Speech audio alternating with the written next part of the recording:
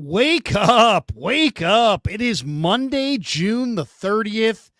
Before we go any further, happy 25th birthday to my lovely daughter, Anna. Thank you for 25 wonderful years. You're one of the reasons that we get up every morning and grind as hard as we do. So let's effing go.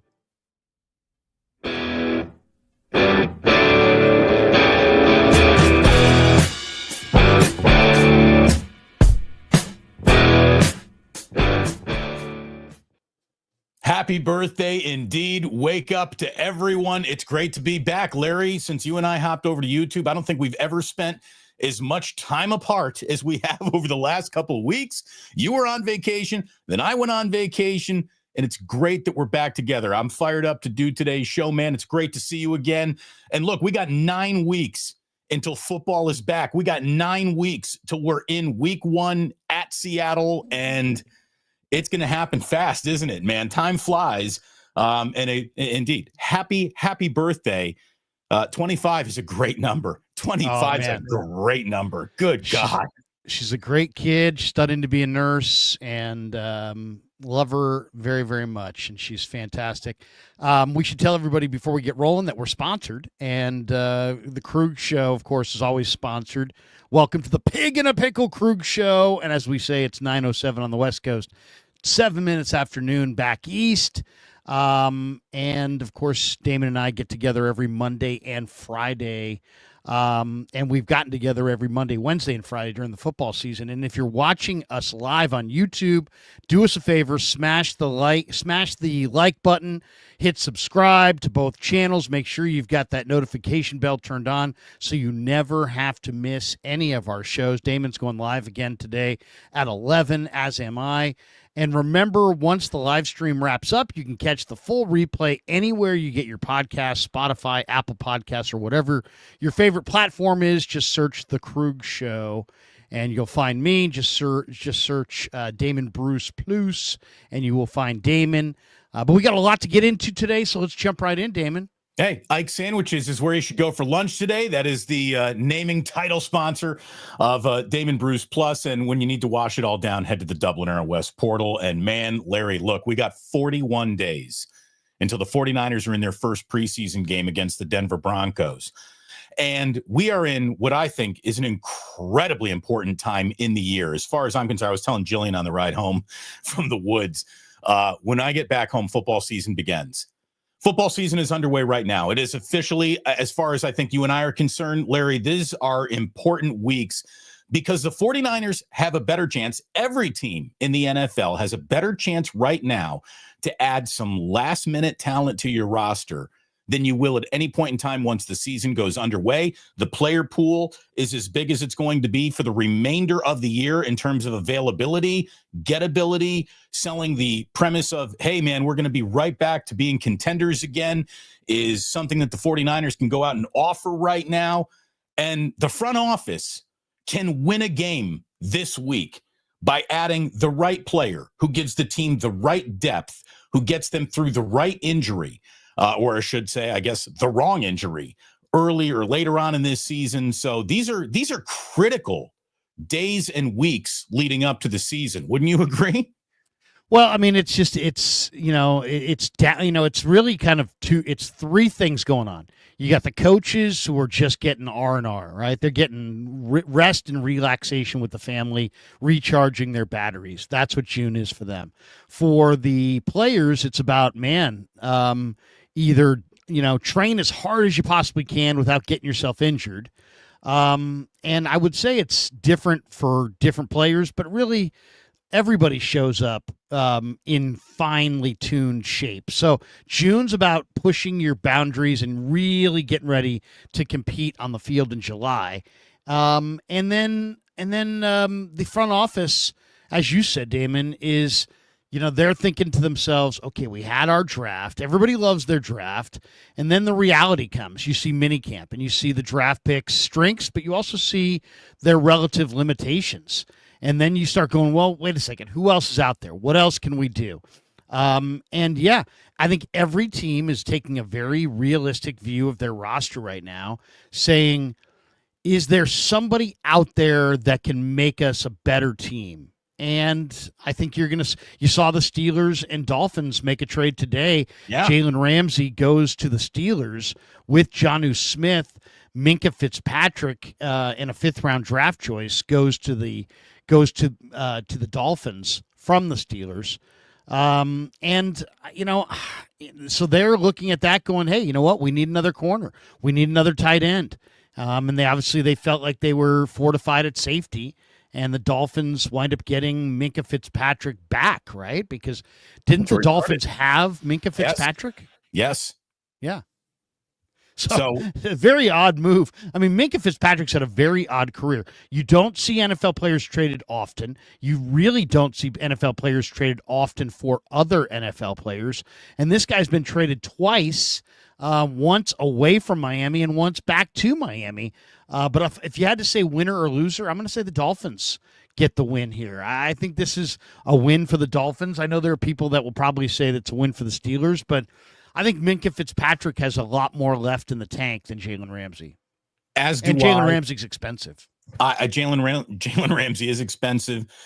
Fitzpatrick, when healthy, man, is a hell of a player. Like, he's a game-changing defense, back of the line changing kind of guy. So, interesting move. Move, to say the least. We know that the Steelers are looking to maybe cut a little budget. They're up against it. So I don't know how adding Jalen Ramsey helps you do that, but it's kind of interesting. I saw a few other things that happened while I was away, just in terms of, let's start in the secondary, because, players like Stephon Gilmore, we've seen, there's Asante Samuel Jr. is just out there, like, to be signed if the 49ers want to add one more piece to their secondary. Damon Arnette was a guy who the 49ers were maybe flirting with a little bit, but he ends up signing with Houston. Arnette has had multiple off-field, issues, which I think probably cooled the 49ers off on him a little bit. He's a former first-rounder, 25 years old still, from Ohio State. Hasn't really lived up to his promise. Again, he's made a staggering amount of bad choices, and these bad choices comes with, like, guns and weapons and threatening people. So these are, is someone about to find what matters in life, Jesus, and turn it all around and really dedicate themselves to being a career NFLer? Or is this Aaron Hernandez without the body count, and he's looking forward to adding that one day? I guess the Houston Texans are about to find out. It won't be the 49ers' problem. But Damon Arnette there was kind of an interesting maybe, and it turns out the 49ers don't go in that direction. I got no problem with that. I don't feel like Damon Arnette's the one that got away. Do you? Well, I think really at this time of the year, you get to the end of June, and anybody who's still available is available for a reason. Right. So that's really it. Sometimes you're available, like Jalen Ramsey was available, because your contract is really bloated and maybe you're not worth that anymore. Maybe you're available because somebody drafted somebody really good and you're not needed anymore. And in this case, Damon Arnette was accused of injuring a woman in a car crash that occurred in 2020. He was accused of that in 2021. The Raiders released him. There was also a video surfacing showing him brandishing firearms, making death threats. So, I mean, Damon, to say this is a guy that runs a little hot really doesn't speak to it. But I think it also speaks to a couple things as far as the Niners' interest. This guy can play. That's why he was a first-round pick. This guy's got athleticism. He kind of restarted his career in the UFL with the Houston Roughnecks, and so he's staying in Houston, where it's probably smart for him to, stay in Houston. That's probably where he's comfortable. But to me, it's a really, really loud statement from the 49ers. If they're showing interest in Damon Arnette, who's got such a checkered past, it really reveals that they don't feel that they have enough at corner. Now, I asked Robert Saleh a very direct question at the end of minicamp. I said, Robert, with the Jets, you had dudes, man. You had DJ Reed, you had Sauce Gardner. are you seeing any dudes in your secondary now? And he's like, I'm going to hold off evaluating till training camp. So, and the answer is they got a bunch of just guys. I mean, they got, Saron Neal and just guys who are, undrafted free agents and street free agents and guys who just had for very little. But I mean, the fact that they're after Damon Arnette tells you that they absolutely want a corner. And the fact that they weren't after Ramsey, or at least didn't, land Ramsey, kind of shows that they didn't want to pay that kind of money. So they don't want to pay, even though they have tons of cap room, second most, I believe, or maybe the most of any team in football. They clearly want to roll that cap room over. They don't want to make a big money expenditure, but they desperately need another good corner. So what does that mean? I don't know. I mean, Asante Samuel Jr., I think, is the best free agent available. Stephon Gilmore. Would you be interested in old man Gilmore? Probably not. I mean, probably not. I look at James Bradbury and Stephon Gilmore as, Emmanuel Mosley as just, a little bit too old. The Texans may trade Martin Emerson, who's a corner from Mississippi State. There may be another corner or two that shakes out. If I were the 49ers, I think I would, right now you need 5 or 6 corners. They have 3, right? They have Lenore, and they have Upton Stout, and they have Renardo Green. So those 3 they like for sure. So they got to find 3 corners out of Darrell Luter, who I think's 1, Trey Avery, Jacob Robinson, Derek Canteen, Saron Neal, Trey Brown. There's a couple other guys in there as well. So it's not an impressive list. Saron Neal has the most guaranteed money at $2.25 million. So I think he'll make the team as a special teams ace of some kind. Trey Brown is $500,000 guaranteed to him. They signed a couple undrafted guys that they like, and Jacob Robinson and Derek Canteen. But the Niners clearly feel that they need to upgrade at corner. Otherwise, they wouldn't even be sniffing around Damon Arnette. So it just means, I don't know what it means really, because I don't know that there's anybody out there to be had. But just put that one away. That's an indication from Lynch that, we have some guys that we like, but we're still looking.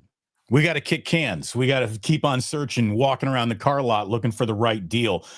He's not listed with corners because he's a safety. Justin Simmons is still out there. I think that is, how do you feel about free safety? Are you just ready to roll through your entire season right now with what you got? Justin Simmons, to me, is a guy that I think the 49ers should maybe think about just a little. And then we'll turn our attention to the offense. He's interesting. Yeah, he's interesting. I mean, here's my thought on safety. I'm not as concerned. One, I saw the video the other day of Malik Mustafa's rehab. He looks great.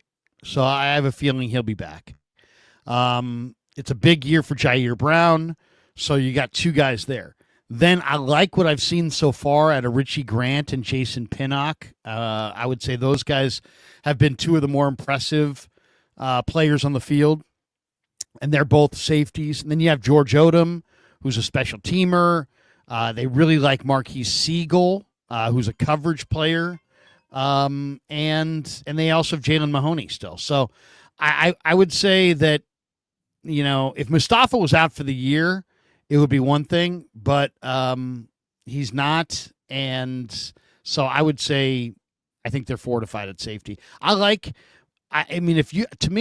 think you're already kind of in a numbers crunch because you got Brown and you got Mustafa. They both should play. You got Grant, you got Pinnock. I think they both should make it. Then you got Odom and Siegel, and I think they're probably both going to make it. Special teamers.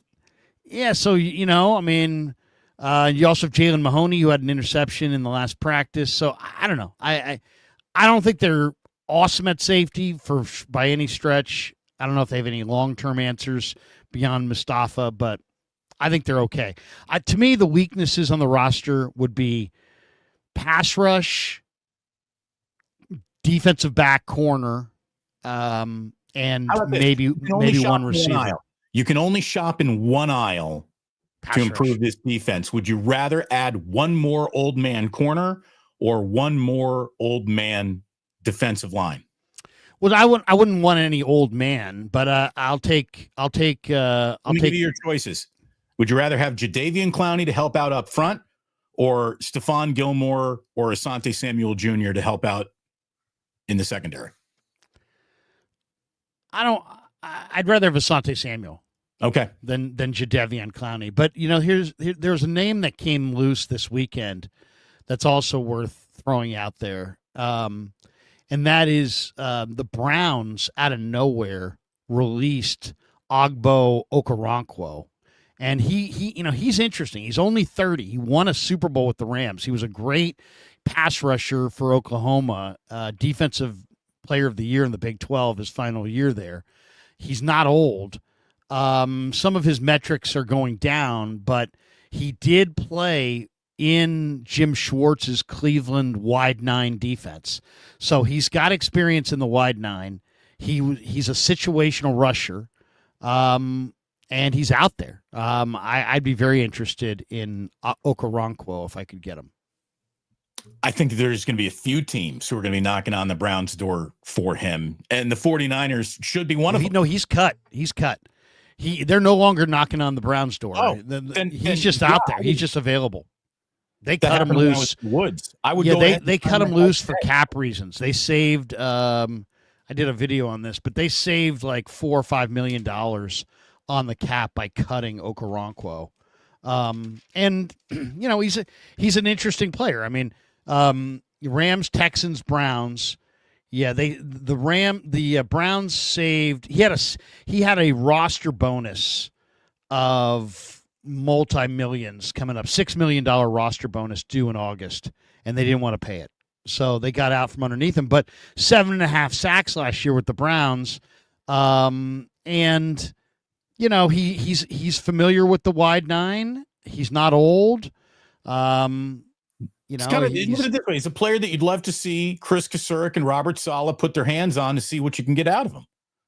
You went through a lot of defensive ends the last few years. That's all I'm saying. I mean, it's like you might as well stock up in the summertime, especially if you can get Okoronkwo for relatively little, especially since he knows your wide nine scheme. He's comfortable in it. And to me, Larry, this is why Clowney is a little bit more interesting than a lot of people. Just look at his name. They go, they start playing that old man card, which he is. His production's probably no longer as big as his name. But what I like about him is I think you can get him for a very reasonable price. And the 49ers have, I think, more available cap room right now to add players with. Jadeveon Clowney's a guy that I think I would bring in. He can play, right over the center. He can play D tackle. You can kick him out to D end. He's just versatile. And I think is a guy that should something, God forbid, happen up front to losing a key player up there, you'd be a lot happier to have Jadeveon Clowney taking those snaps than Robert Beal Jr. You know what I mean? I'm not anti-Clowney, but I to me, if I would want to go with a younger guy. I mean, it seems like you're in a younger mode right now. Younger's not on the market right now, right? I don't know that that's true. The New York Giants supposedly are shopping Kayvon Thibodeau. I've read that in 4 or 5 different spots. Kayvon Thibodeau is 26. Clowney's closer to 36. So I think if I could get, you're gonna have to give a couple picks for Kayvon Thibodeau, but I don't know. I mean, I'm not anti an old guy here either, because I do think some old guys can do the job. I think spending money on an older guy for a 1-year deal makes more sense than giving away, future draft picks right now. I don't know how much I would be trading away, because this is, like you said, there is a roster turnover happening. It's going to take more than just this offseason to become a younger football team. I think I want those picks. Right now, I would be looking at free agency if I'm John Lynch more than another deal or another trade. I might have jumped into the Jalen Ramsey conversation if I were looking for another deal, another trade. Yeah, the only thing is, what if your team comes out and shows in the first month that you're going to take your lumps, that you have a really young team? They're starting 5 defensive players that are rookies, and You've got a brand new defensive coordinator, a brand new special teams coordinator. I mean, what happens if this year is more of a transition year than you think, and then you've invested in an older player? That's the thing. If you invest in a Malachi, like I'm all for adding to the roster in June. I really think it's something that I would definitely try to do. But I would try to do it with younger guys. Like, I don't want Amari Cooper. I don't want Keenan Allen. I'd rather go for Malachi Corley. I don't want Jadeveon Clowney or, even Okoronkwo if I could get to Kayvon Thibodeau. I'd rather have a Shamar Stewart or a Kayvon Thibodeau than trading for somebody's older guy because here's the problem. When you go for older guys, they usually have their own belief system totally established. And then if things don't go their way roster-wise, if the coaches decide they're going to go with a different guy instead of that guy, sometimes if that guy, is like Devondre Campbell, he goes south and all of a sudden you've got this shitstorm in the middle of your locker room. So I want that again. I would just be very, very circumspect about going after older players unless I really thought they were team friendly and they hadn't lost a ton. And instead, Niners went for, not team friendly, and he had lost a ton in Devondre Campbell, and that's a bad combo. So I know, Larry, I know that you've been watching the Bengals and this Shamar Stewart situation. I think you even cranked out a couple of videos on him. So maybe you know the question or the answer to the question. Are there even mechanics available to get him to San Francisco, or is he contractually CBA agreed on, hey, man, you got to go back in the draft next year and you got to be drafted by anybody but the Bengals? August 5th, there's two deadlines, right? Okay. There's the August 5th deadline. So they either have to trade him by August the 5th. If they don't trade him by August the 5th, he cannot be traded. So they either are going to sign him. I mean, the most likely is that they're going to give in. They created this entire scenario because they decided that they were going to throw a new wrinkle into their contracts that they didn't throw in last year for Amarius Mims. And Stewart's agent is keenly aware of that. And basically what it is it's a stipulation in the contract that will enable the team to get out from future commitments to the player for any reason they want, really, on field or off field, and he doesn't want that in the contract.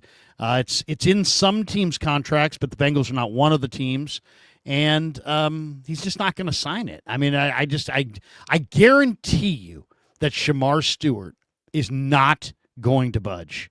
This is going to be the Bengals budge, and they look like idiots and eat crow and sign them to a regular contract and give up on their plan, or he's going to go back, or they're going to trade him by August the 5th.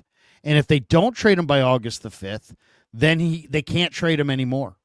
So that's really it. And then August 11th, or I should say October 11th, I think, is the date where he has to report by then, or he doesn't get any money.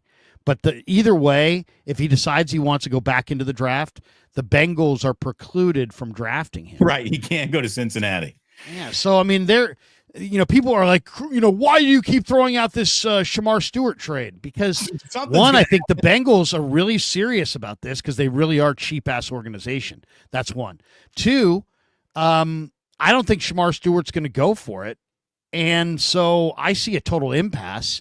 Three, I don't see the Bengals just giving away the 17th pick in the draft for nothing. And essentially, if we get to August 6th, they will be doing that because they won't be able to trade him. And if they're not willing to bend, and they're pissing him off, plus he's kind of raw, and then he needs time. So, and he's supposed to be the replacement for Trey Hendrickson, who also you're in a contract dispute with. So I would say if I'm the Niners, I would offer a second-round pick and a conditional, Robert Beal and a second-round pick and a conditional 27 pick, and I would just call them every day between now and August the 5th and just be like, hey, you want nothing, or do you want Beal, a second, and a fifth? And eventually they're going to say, we'll take Beal a second and a fifth, and you'll fleece them. And, and people are asking me, what, Krug, why are you so adamant about this? Because I know how good this player is. Because I watch Texas A&M. I'm a Texas A&M fan, so I watch them every week. And people that have compared this guy saying, oh, well, he's this and that, just because, the old saying, Damon, a little knowledge is a dangerous thing. There's a lot of Niner fans out there that have a little bit of knowledge. And what's their little bit of knowledge? They haven't really watched the player, but they know that he's got very, very little sack production. And they're just like, oh, he's a bust. He's nothing. Well, no. It's just not quite that simple. Players in the NFL are drafted on traits a lot of the times. Daniil Hunter had no more than 4.5 sacks at LSU. He's got 100. He's the second highest paid defensive end in football right now. So if it was all about sack production, he would have sucked. But he doesn't suck. He's great. And Shamar Stewart also is great, and he has an incredible motor. And he led them in pressures. And the reason he didn't get a bunch of sacks is that they had a really deep defensive line, and they lined him up inside a lot in key passing down. So he wasn't out there in the wide nine. You put him in the Niners wide nine and let Bosa and let him work with Bosa and McKell and all the guys the Niners have, Kasarik. I think Stewart would be an all-pro player potentially, and definitely a Pro Bowler. So I'm a big fan. And I would say I think he's going to get picked off for very little by some team. Supposedly the Bears have interest, the Lions have interest. We'll see. I mean, I think it's a tough thing to put together. It is. The Bengals are trying to make a stand here and redefine how they're doing business. So they're, are they trying to make an example out of the guy? Well, it's a really weird situation. It's a very odd situation, and the Bengals are just dumb enough to be the team that cuts their own nose off to spite their face. We know that historically. It's kind of who they are. Like and subscribe. It's great to be back after a couple of weeks off. Wake Up is roaring back into your life. Like and subscribe across both channels if you would, please. Make sure you hit notify, and then again, you'll know whenever Larry or yours truly goes live. It is really good to be back. I was driving my wife and kids nuts, just bringing up random sports topics out of nowhere in the middle of the woods. And she's like, you need to get back to the internet, don't you? I'm like, yeah, I think I do. We've been talking nothing but defensive football since the show started. Offensively, Larry, I got a deal the 49ers should do by lunchtime today before they go out to Pig and a Pickle to get some barbecue or Ike's for a sandwich. Check out Ike's Catering, by the way, for your office. I'm signing Keenan Allen today if I'm the San Francisco 49ers. Why not? He's still productive. I don't care about his age. It'd be a little bit of a homecoming for a former California Golden Bear. 70 catches, 704 yards, 7 touchdowns. That would have put him right in the middle of production leadership for the 49ers last year. I would sign Keenan Allen today if I'm the San Francisco 49ers, and I would sign him before Amari Cooper. I think Allen's the guy that they should put on their roster by week's end. Why not? It's only money, and it gives you experience at a position where you're looking for some. And God forbid there be an injury to Jennings or Pearsall. You're going to want Keenan Allen, I think, on this team. I would go and do that today. See, I wouldn't. Here's the thing. I mean, you have 4 young receivers. Who's for sure on the team? Ricky Pearsall, Jawan Jennings, and Demarcus Robinson, right? Those 3 guys for sure. And obviously Ayuk's going to be there, but he's rehabbing. So you got 3 receivers and 4 if you want to count the injured Ayuk.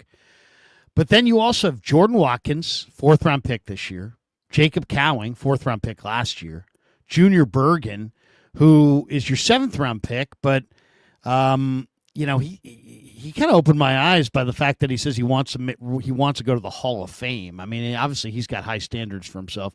Hey, and then you have Isaiah Nayer, who is, you heard Kittle on Bussin' with the Boys on Barstool talking up Nayer, and Nayer's a freak, and he's young. So I don't know. I like Keenan Allen. Don't get me wrong.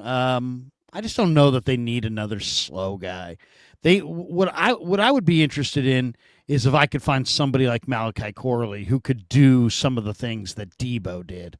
Then, because I mean, like I think you could, there could be a use for him, and also, I don't know that I want to bring in any receiver that has attitude or expectations. If you bring in an Amari Cooper, if you bring in a Keenan Allen, they're going to demand that you play them all the time, and they're the number one guy, and this and that. And I don't think the Niners ought to do that. I don't think the Keenan Allen's got that reputation. He produced an awful lot for a influx Bears offense all last year. They're firing offensive coordinators. They're getting rid of their head coach. You got a rookie quarterback who's playing behind a hurried up offensive line, and he still caught 70 balls for 700 yards and 7 touchdowns. Again, that would have put him right in the middle of, at the top of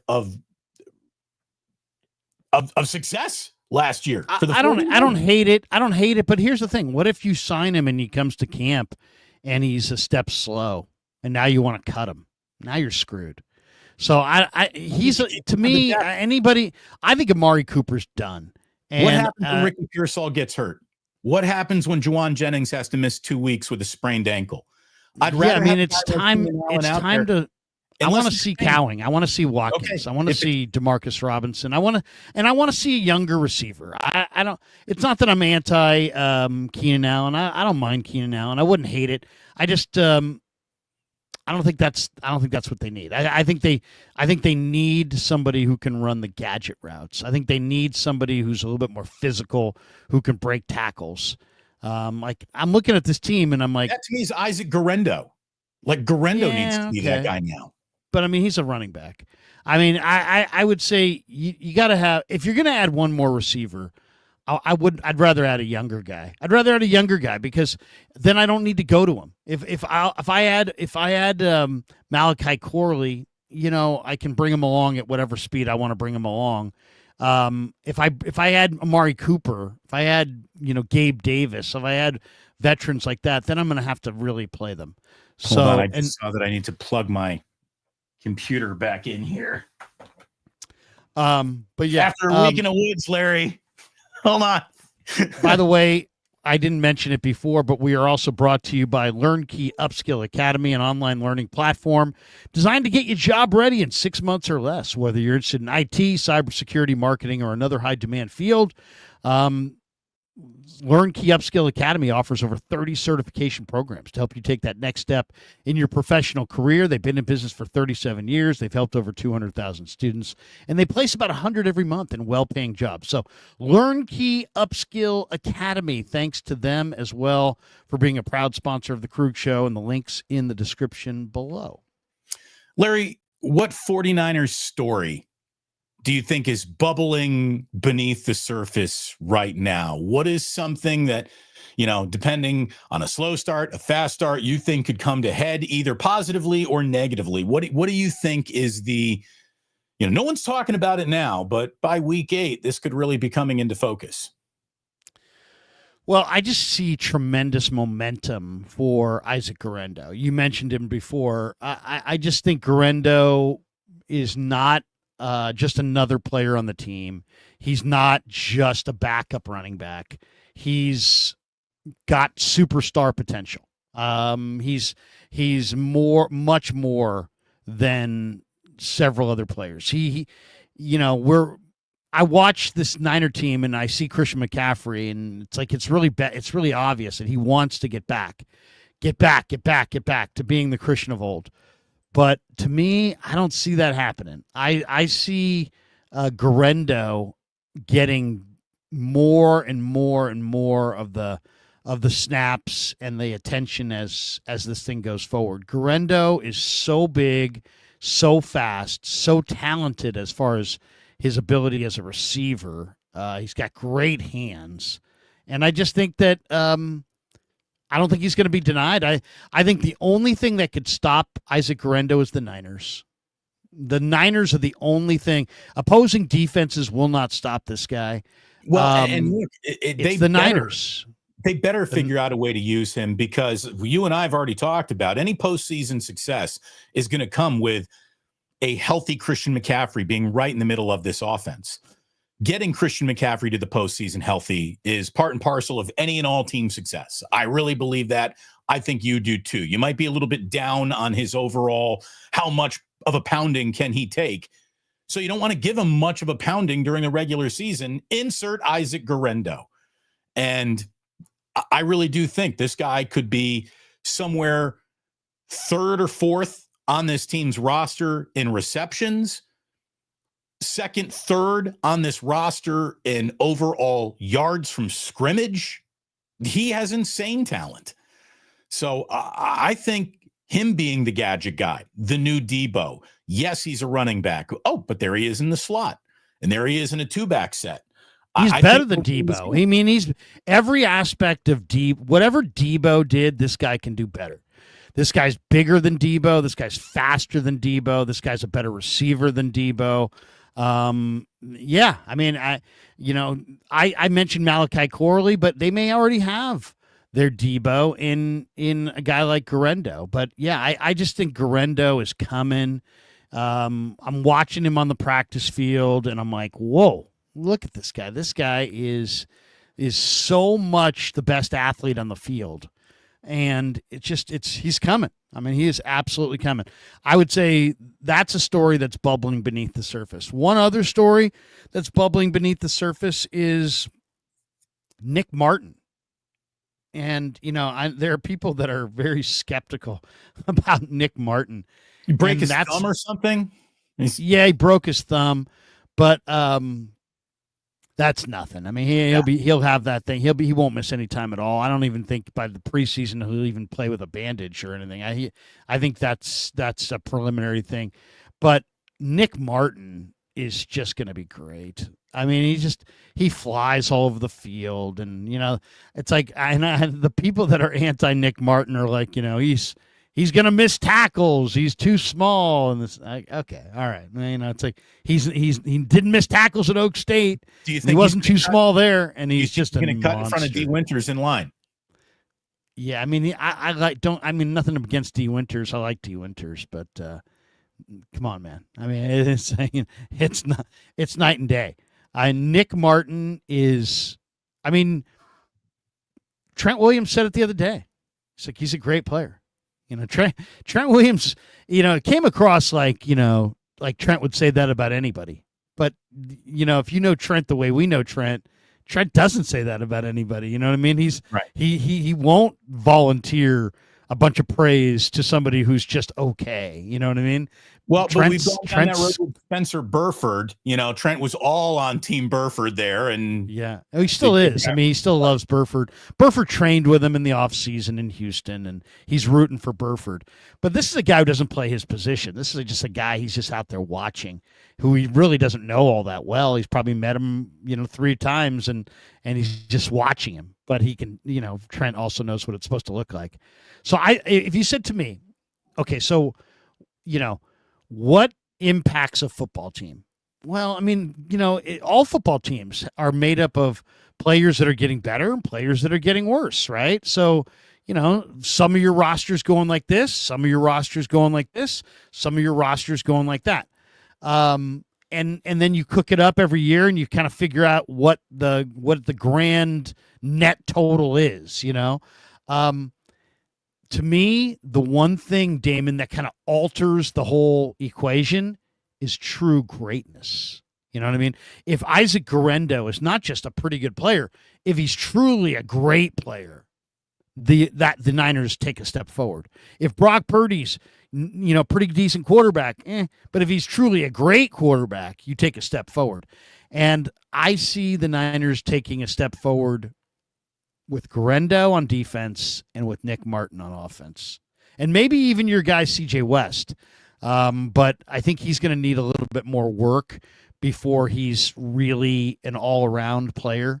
But Nick Martin, I think, might be a plug-and-play, well above average starter. So to me, if you say, give me 2 reasons for real excitement, Guerendo and Nick Martin. I think 2 reasons for real excitement might be just having Robert Saleh and Gus Bradley in the building. Just, let's say you don't have the all the greatness on the field that you want. A great coach matters more in the NFL, and I think this team has added a couple of great defensive coaches. We'll get to them in a second. Let me just tell you the story that's bubbling beneath the surface as far as I'm looking at this. You went pretty player specific. I'm going a little bit more bird's eye view here. If the draft picks across this defensive line means this team's right back in a elite defensive conversation again. And all these young players look really good early and play well often.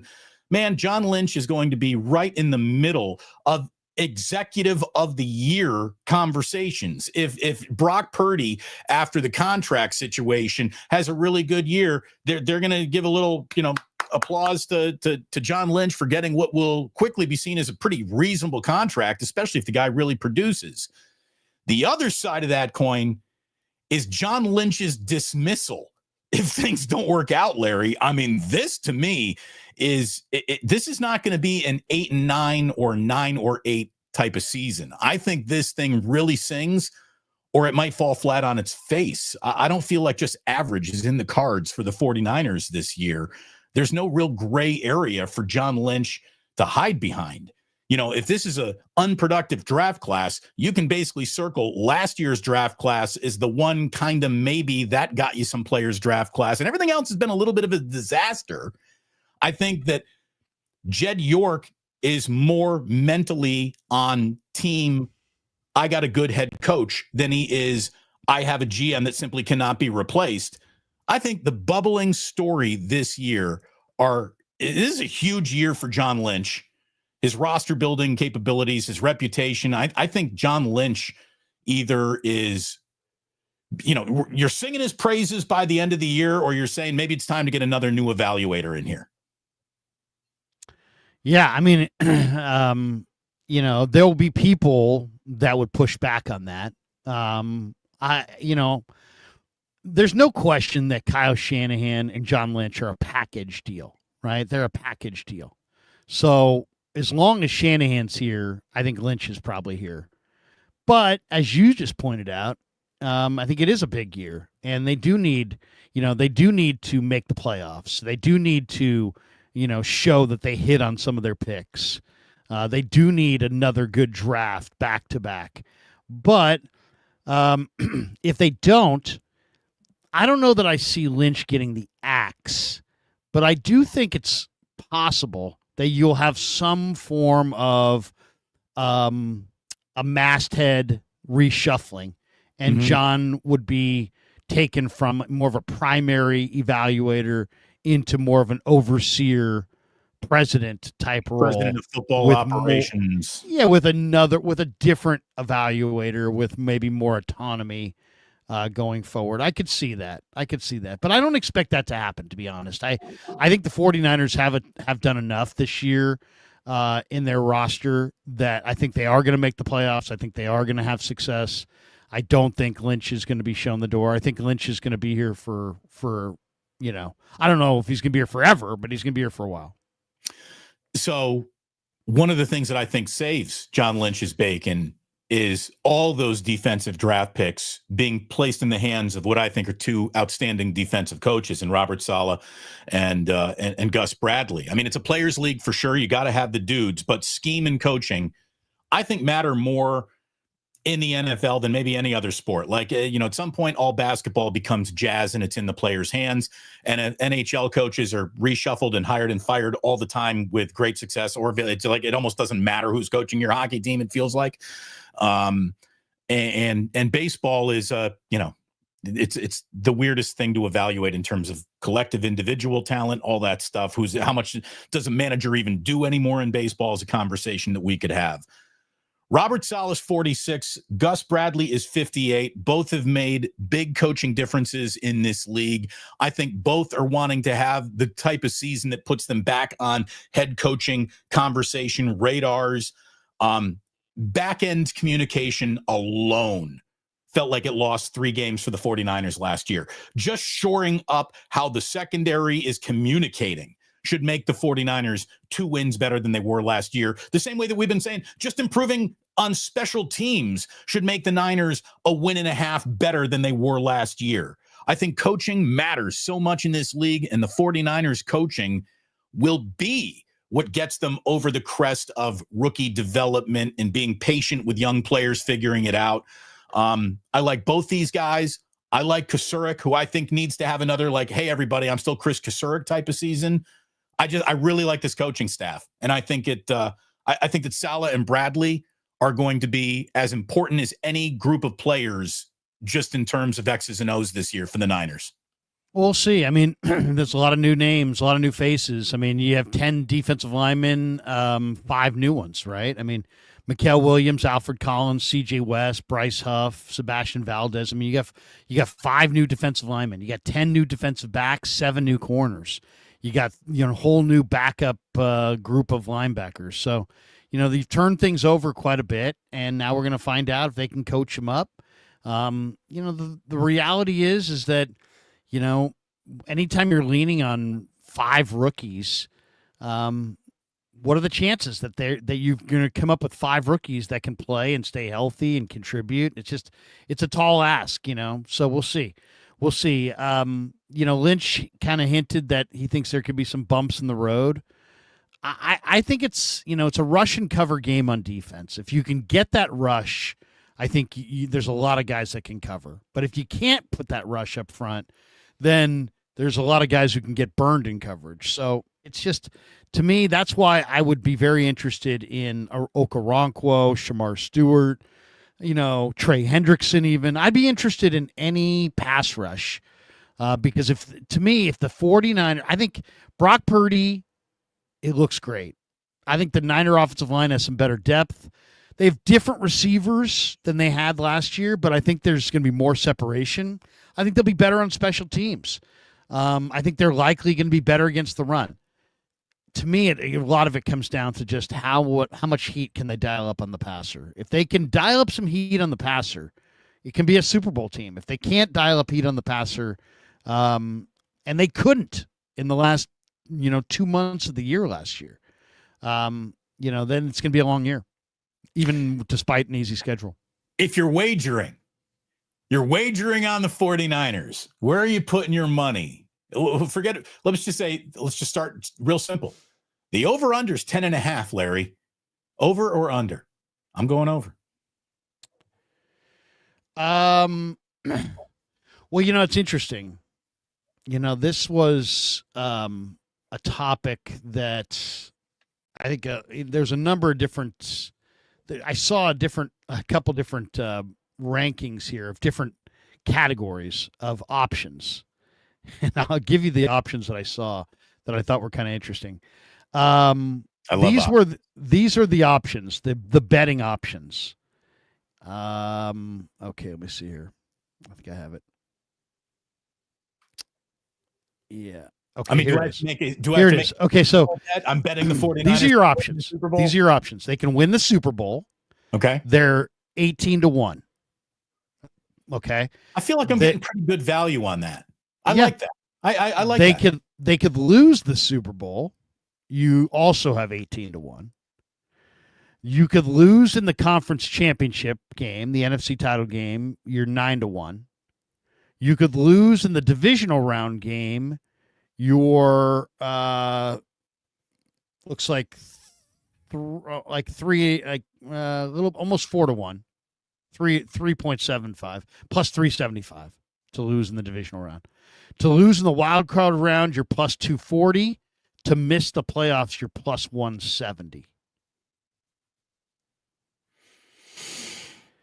So, what's going to be the outcome? I think I like just over 10.5 because I don't know who the other playoff teams are. I don't know if you're at home or you're on the road. I don't know who's healthy. I don't know who's hurt. So there's so much unknown to talk about what might happen once you reach the playoffs. I don't really like any of those bets other than the old, okay, you really like the year 18-1's not bad. Go ahead, put it on the Niners to win or lose the Super Bowl at 18-1. I like the Niners. I mean, I like the Niners to get to the NFC Championship game. There may be somebody, maybe Detroit, maybe How brutal would maybe an NFC Philly, title maybe loss be? Tampa. There might be a team that could beat you once you get there, but there might be a team that's better than them in the conference this year. There might be. But I like their chances to definitely going to make the playoffs. Definitely not going to lose in the wild card round. I think they could either lose in the division round or the conference championship game or the Super Bowl. Could you imagine if they go to the Super Bowl and Shanahan loses the Super Bowl at home? Dude, that could happen. It could definitely happen. Yeah, I would say it's one of the likely scenarios. I mean, I don't know if you saw the Coach Yak put out the Chat GPT breakdown, but Chat has Niners Chiefs at Levi's in Super Bowl 60 with the Niners beating the Chiefs. There you go. Could you imagine AI if the Chiefs mistakes. beat the Niners? It would be incredible. It would be that would just be. Look at it this way: of all the teams to run into, I'd rather walk into an undefeated Buffalo Bills team in the Super Bowl than a wild card Chiefs team, because the Chiefs just got the Niners number, man. You don't want them again. Anybody but them. Give me Houston, give me Chargers, give me Ravens, give me Bills, give me anybody except for Kansas City. I don't want Kansas City. Seriously, that would be bad. Forget about just stacking them up against the entirety of the NFL. Let's find the 49ers level in their own division. To me, like 49ers and Rams, this turns into one of the single biggest massive NFL implication games in the two games that they're going to play against each other. It's huge. I think that the NFC West will go to the Niners or the Rams. I just don't see the Cardinals. But I'll tell you, man, as I was thinking about the answer to this, I'm going to write off Seattle. Seattle gets Sam Darnold turning back into a pumpkin this year, and I think that's going to be bad for the Seahawks. Cardinals, it's year 7 for Kyler Murray. Trey McBride is a stud. Their offense is better.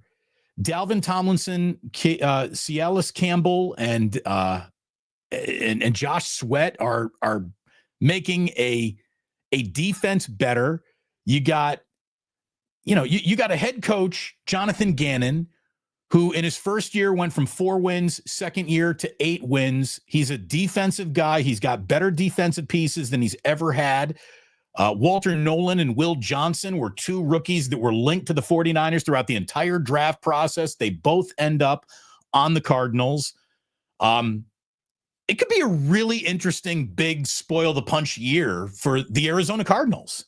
It's year 3 for a coach is important, and damn it, year 7 for a quarterback better be important. Kyler is either going to, how about this? Kyler's going to play really well and be in year 8, or he is not going to be an Arizona Cardinal next year. So this is a huge year for that entire organization in the direction that it's headed in.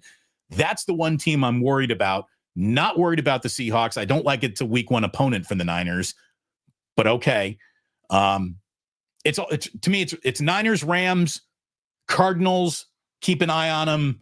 Seahawks. It's Sam Darnold. I'm not really worried.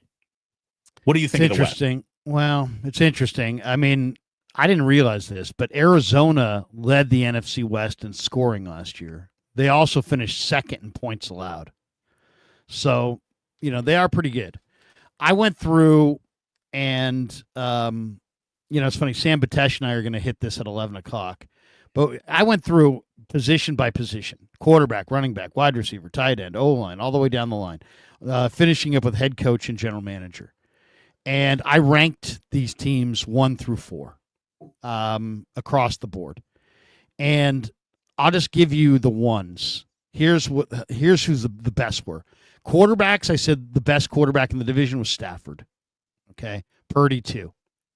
Running back, I went with CMC as the best running back with Kyron Williams 2. Wide receiver, I went with LA with Puka and Devontae Adams 1. I went Niners 3. Marvin Harrison Jr. Marvin Harrison Jr. is going to have a huge year. Tight end, I went Niners 2. I went Arizona 1 with Trey McBride. Believe it or not, I went offensive line 49ers 1. because I just don't. One, Seattle's offensive line's a disaster. Arizona's offensive line, I mean, they have Paris Johnson, but the rest of their line's pretty average. The Rams' offensive line's I think the Niners have the best offensive line, believe it or not, in the division. Special teams, I went with the Niners last, and I don't know who's first, but I just said, Niners were 32nd last year. They have to be last. D-line, I went Rams 1, Niners 3. Linebackers, I went Niners 1, Seattle 2. Safety, I went Arizona 1 with Budda Baker, and Seattle 2 with Julian Love, and I put the Niners last. Corner, I have Seattle first, Arizona second, Niners third. Head coach, I put the Rams first, Niners second. GM, I put the Rams, Les Snead first, John Schneider second, John Lynch third. So, I mean, I had the Niners, I would say, to me, looking at this thing, I would say I still think the Rams are the second best team in the division.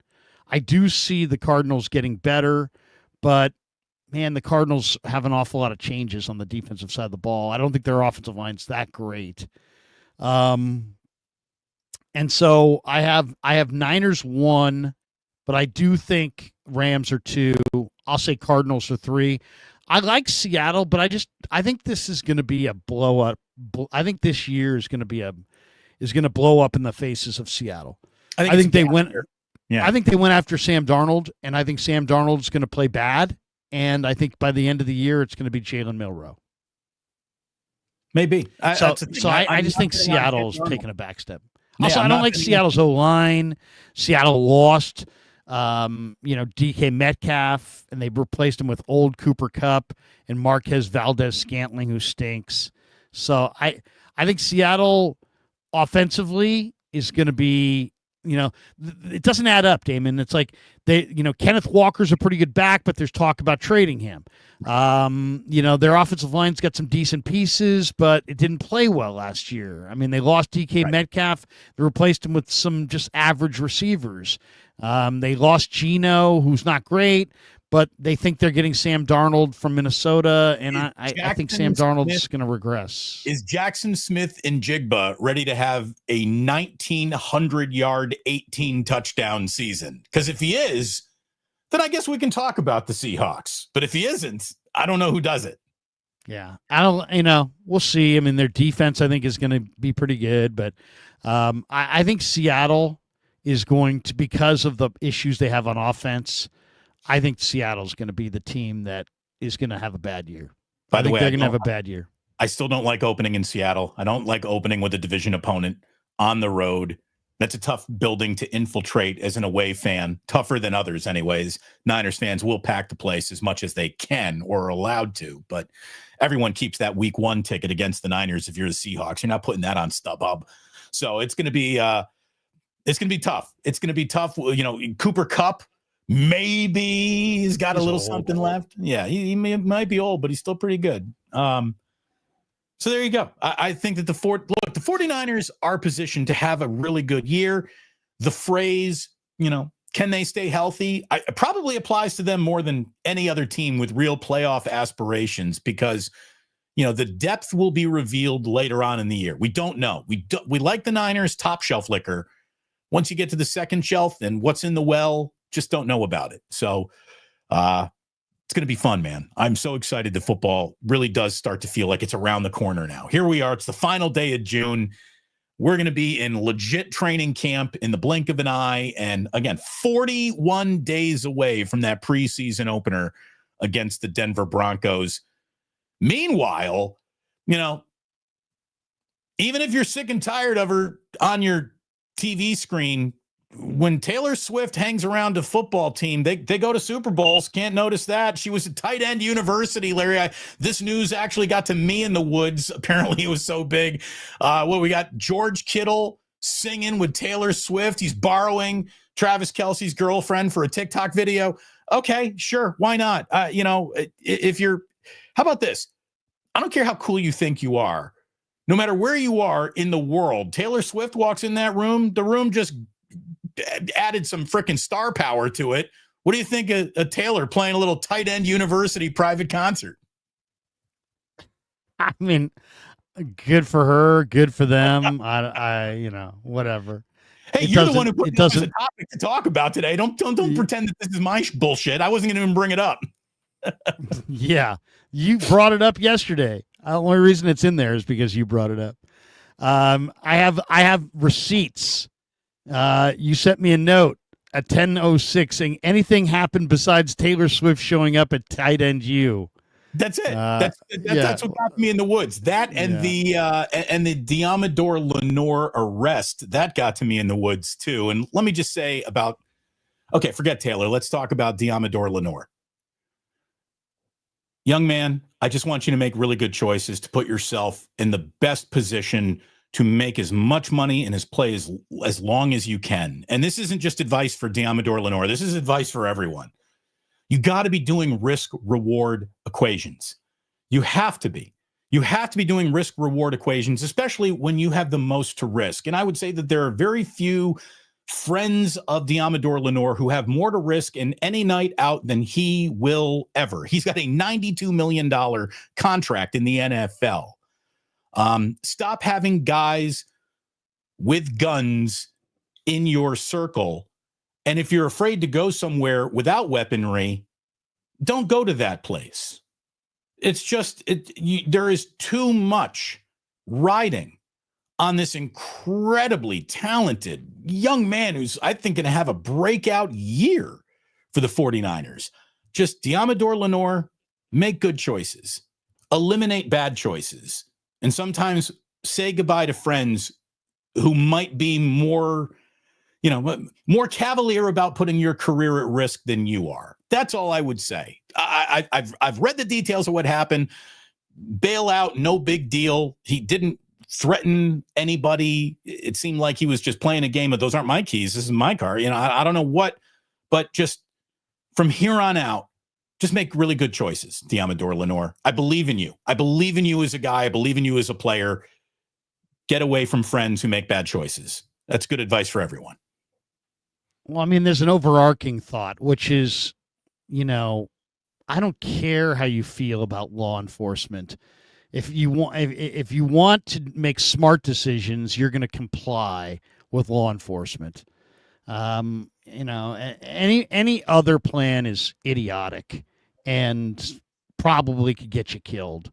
So think it over. You're going to flip the keys to somebody else. It's not my keys. There's somebody else. You're going to play games with a guy with a badge and a gun. I mean, fuck around and find out. You know what I mean? I mean, that's all. I mean, it's just, come on, bro. Seriously. You're 25. You're not 15. All right. You're 25 and you got $100 million. You're not 15 years old. So don't, when somebody pulls you over and gives you lawful instructions, abide by it. Yeah. That's the same advice I'd give my own children. I would give it to anybody. Nobody cares about your attitude. Nobody cares about your bank account. Nobody cares about your wealth or anything else. It's like you're just a dude who's getting pulled over. The cop doesn't care. Nobody cares. Don't become a footnote in some story, and don't become some tragic figure in some story because you're not willing to comply with simple traffic stop requests. You hear the story once and you feel like, oh, there's, there could be two sides to the story. You hear the story 7,000 times and it's like, no, dude, when you get pulled over, you got to comply with the officer, period. And if you don't, you kind of get whatever you deserve. You get whatever's coming to you, So look at this. comply. Says, what if a cop gives you unlawful orders? Well, shut that's up. why. Shut up. Here's the thing. I would say shut the fuck up. That's why you have a lawyer that you pay $1,000 an hour to because you are worth $100 million to, and you let your lawyer settle that after the fact in real time. Yes, sir. No, sir. That's how you handle police officers in real time. Yes, sir. No, sir. Doesn't matter how much of an asshole they are or how much in the right you think you are. You can't go wrong with yes, sir. No, sir. That's the way to handle that situation. Yeah. Let's end up on a happy note. Stop battling people that have guns that could end your life. What I mean? I wouldn't battle anybody who has a gun, good, bad, or otherwise. If somebody's got a gun and you don't, odds are you should maybe not use that moment as I'm not going to be disrespected. Be disrespected. Live to see another day. We got a couple supers here, Larry. We'll get into those in just a second. Let's wrap up with this. The camp competition. We got training camp coming up soon. What is the camp competition you are most excited about? Can I start with mine? Yeah, sure. Austin Pleasance versus the entire offensive line. Can this guy crack the equation? That, to me, is one of the more interesting things that's going to happen in training camp. Who does he play for? Who does he replace? Can he kick McKivitz inside? Does he play inside? Does he kick Pooney from right guard to left guard? What happens with Austin Pleasance? I know you got excited about him in minicamp. I got excited when I saw him. NFL journeyman with very little, reputation to this point. But I think he could crack this team starting offensive line, maybe. What do you think? Oh, I mean, I love what I see. He's also been on 7 teams, so I'm not, going to forget that either. But I love what I see, and I think he's going to make the team.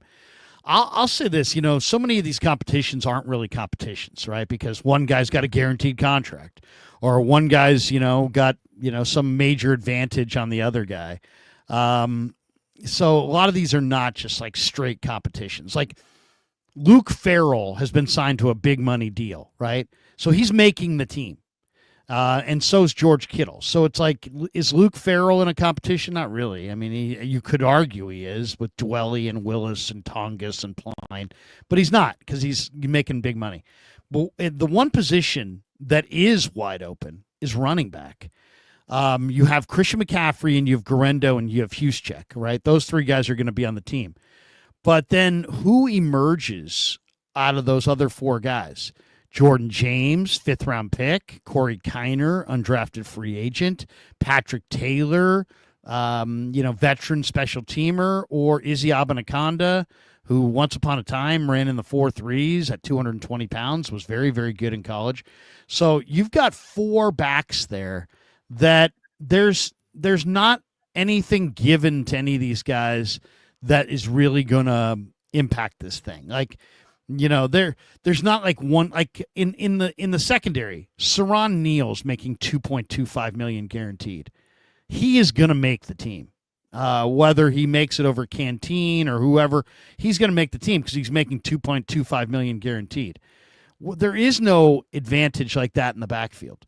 Jordan James was the 5th-round pick, but guess what? If Corey Kiner outplays him or Abanaconda outplays them both, that's a real basic open-ended competition.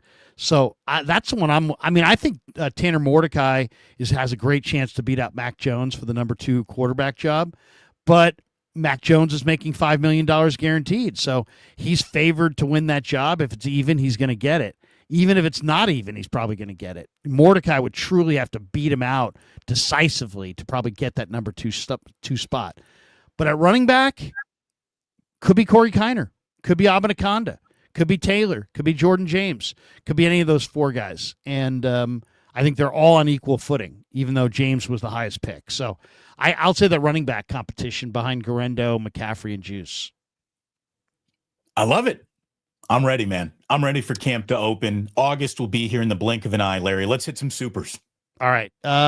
Thomas Selman, 4983. Boys, missed the duo. I'm tired of the media acting like losing Debo and Huff is a huge deal. LOL. I hope you all have a great week. I'm with you, Thomas. If you want to tell me that you're not really current on the Niners without telling me you're not really current with the Niners, just talk up the loss of Debo and Hufanga. Because in reality, Hufanga was probably the most, I love him, great guy, but probably the most overrated player in all of football. Literally, people are evaluating the book by the cover. He looks like Polamalu, so it's like, oh, he's Polamalu. No. Polamalu ran in the 4.3s. This guy runs in the 4.7s. So he's not Polamalu as a hitter, as a runner, as a coverage guy, as everything. He's just not. And then Debo has a great marketing name and this and that. Right. If his name were Fred Thompson, you wouldn't be nearly as excited about Deebo Samuel. And I'll just say this. I know Kittle's gone on social media to defend his friend and former teammate. You got Washington Commanders making he ain't in shape yet jokes about Deebo Samuel, and he's not. And let's see. How about this? 5. That is the magic number for Deebo Samuel. I think he's got 5 really good NFL games maybe left in his career. An awful lot of what you saw was that didn't work out well. That didn't produce nearly enough. I think Deebo has got 5 really good games left. And in those 5 weeks, you might have a little, miss that guy. But the other 12 weeks, I don't think you're going to miss him at all. I'll go with the under, man. I'll go with the under on that 5. I'll say 4, 3 or 4. But I hear you. I agree. I think he's got a handful of good games left. He's a good player. When it works and it clicks, it does. It hasn't been working and clicking nearly enough. And the shape that he showed up in Washington, this isn't like 49er content creators making fun of him. You got Washington Commanders saying once he gets in shape, everything should be okay. So and George can back his buddy, but at the end of the day, that's all that is. The X desk, Bosa and Huff pressure percentage the last 3 seasons combined is 46%, which has to be among the top duo in the league. I definitely think Huff's going to help.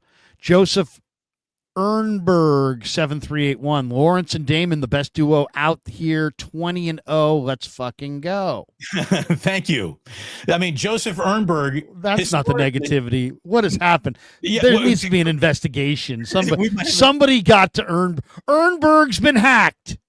We need a proof of life shot holding up today's newspaper to know if that's really Joseph Ernberg. That ain't the Ernberg that I know and love.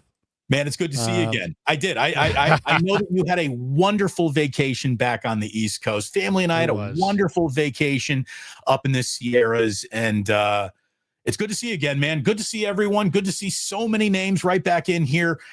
We got an awful lot coming up for you this upcoming NFL season. So like and subscribe to both channels if you would, please, and just know that Monday is going to be mandatory meetings for 49ers fans. Friday, we'll get you set for the game that's going to be played. Monday, we will be talking about what the hell just happened, and this is going to be a huge, huge year for the both of us over here on YouTube. So I have one. Sometimes a non-super will make you just chuckle.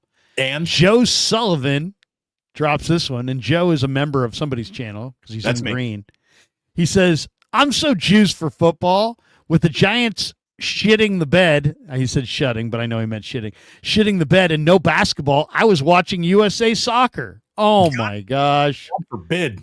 And then he's like, oh, shitting. Yes. Thank you. We got it. Yes. Do not watch soccer. Come on. There's, what can you Here's say? The thing. Watch all the soccer you want.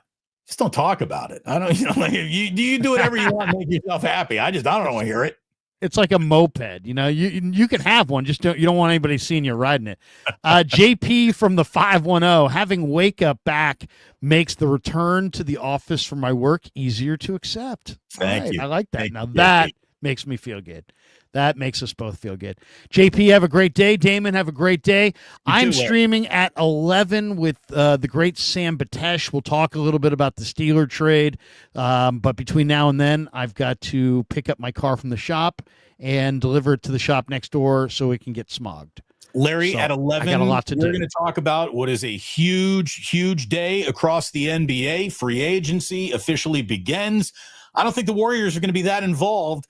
I don't think moving Kuminga today gets you more today than maybe as the trade deadline approaches. I'm calling it a very sleepy day for the Warriors, which might make a few Warriors fans, uncomfortable. But we'll see what they do. They don't have. Can I make one suggestion? Yeah, sure.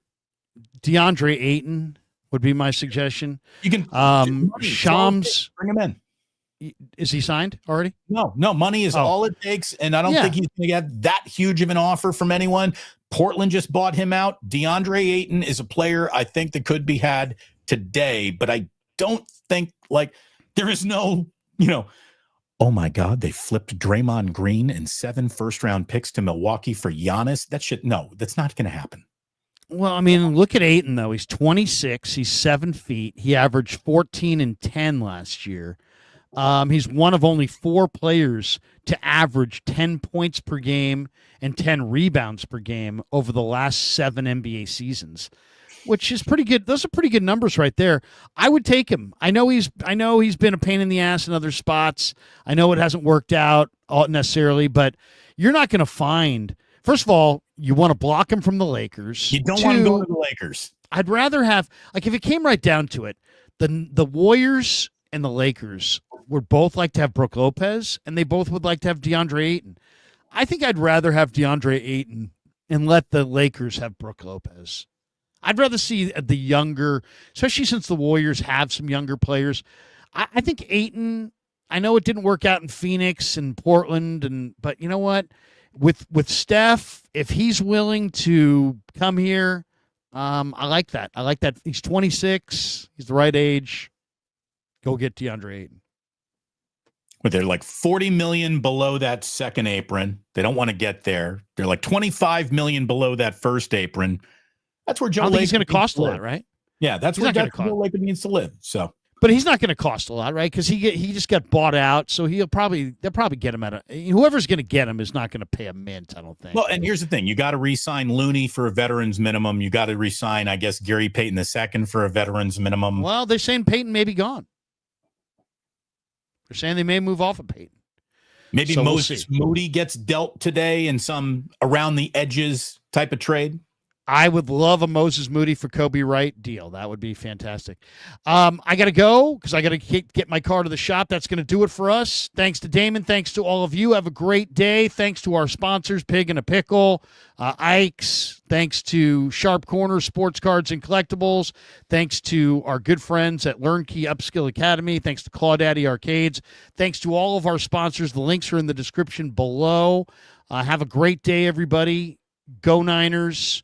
Enjoy your Monday, and until next time, peace.